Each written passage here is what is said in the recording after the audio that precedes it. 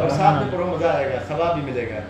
کہ راستے نکھر نکھر گئے، راستے نکھر نکھر گئے، راستے نکھر نکھر گئے، راستے نکھر نکھر گئے،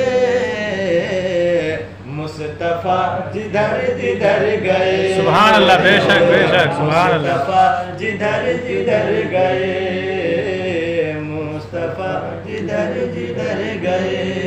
اور ملاحظہ فرمائے کہ جب آقا معراج پہ جا رہے تھے، واقعہ نہیں سناؤں گا، بس اشارہ کروں گا. آقا معراج پہ جا رہے تھے تو جبریل علیہ السلام جہاں جاتے تھے کوئی نہیں جا سکتا تھا. حق ہے، جہاں جبریل جاتے تھے کوئی دنیا کا آدمی نہیں جا سکتا تھا. تو جبریل علیہ السلام سوچتے تھے کہ جہاں میری پرواز ہے وہاں تک کوئی نہیں جا سکتا ہے. لیکن میرے آقا جب معراج کی سفر کر رہے تھے، جب معراج کی رات میں جا رہے تھے تو جبریل سدرۃ المنتہا تک جا کر رک گئے. اور رکنے کے بعد میں کہا رسول اللہ میں آگے. میرے آقا نے فرمایا جبریل آگے چلو. تو جبریل نے کہا رسول اللہ میں آگے نہیں جا سکتا ہوں. کہا کیوں؟ کہا اس سے آگے مجھے اجازت نہیں ہے، تجلیات کی روشنی سے جل کر میرے پر خاک ہو جائیں گے. تو میرے آقا صلی اللہ علیہ وسلم نے فرمایا، یہ واقعہ سنانا مقصد نہیں، بس آپ کو بتاتا ہوں کہ میرے آقا نے فرمایا کہ جبریل آج میں جہاں جا سکتا ہوں وہاں کوئی نہیں جا سکتا. کہیے سبحان اللہ. تو جبریل علیہ السلام کیا کہتے ہیں؟ نیچے کی جبریل علیہ السلام کیا चालू काय करायला खाली कंबलवा हटायचं, ये थैलिया हटायचं, फुल क्या होगा. درود شریف پڑھیں. اللہم صلی تو میرے آقا جب پرواز کرنے لگے، جب سدرۃ المنتہا سے جانے لگے تو فرمایا جبریل آج میں جہاں جاتا ہوں، جہاں جاؤں گا وہاں تم بھی نہیں جا سکتے ہو. تو جبریل علیہ السلام نے کیا فرمایا تھا؟ کہیے سبحان اللہ. سبحان اللہ. کہ جبرائیل بھی ہے دم بخود. حیرانی ہے نا ان کو کہ جہاں میں جاتا تھا کوئی نہیں جا سکتا تھا. سدرۃ المنتہا بہت آگے کا مقام ہے، جہاں میں جاتا تھا وہاں کوئی نہیں جا سکتا. لیکن اب آقا وہاں سے آگے پرواز کر رہے ہیں، آگے جا رہے ہیں. تو جبریل علیہ السلام کیا فرماتے ہیں کہ جبرائیل خود ہے دم بخود، جبرائیل بھی ہے دم بخود، جبرائیل بھی ہے دم بخود.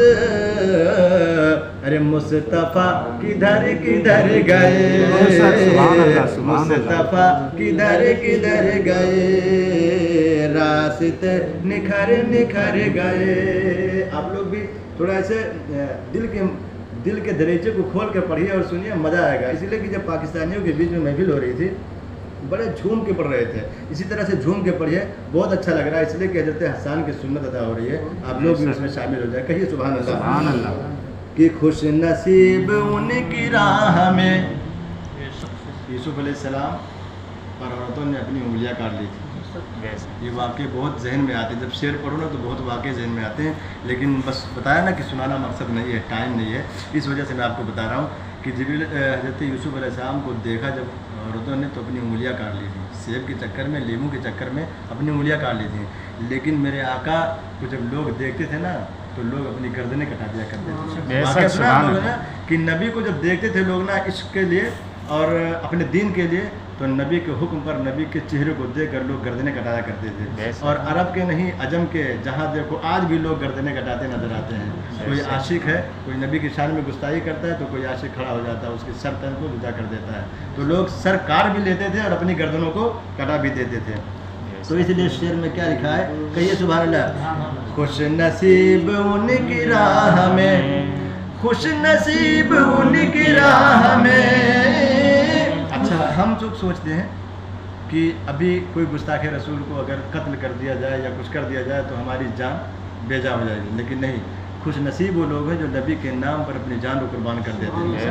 خوش نصیب ان کی راہ میں، خوش نصیب ان کی راہ میں، جان سے گزر گزر گئے، جان سے گزر گزر گئے، جان سے گزر گزر گئے. اور ایک شعر ملاحظہ فرمائیں کہ جب صحابہ کرام اپنے نبی کو ڈھونڈنا چاہتے تھے یا کوئی شخص اپنے نبی کو ڈھونڈتا تھا نا تو میرے نبی جدھر جاتے تھے تو راستے بتاتے کہ نبی کریم صلی اللہ علیہ وسلم ادھر سے گزرے ہیں.